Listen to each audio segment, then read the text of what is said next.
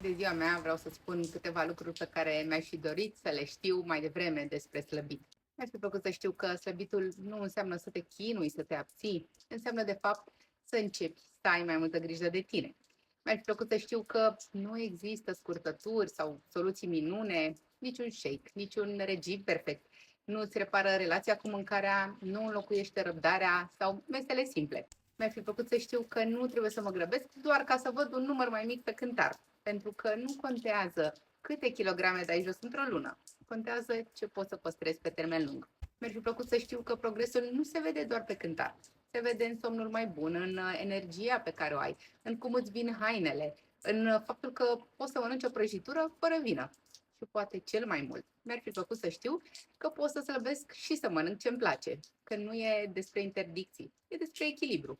Pentru că atunci când începi să ai grijă de tine, corpul începe și el să se schimbe.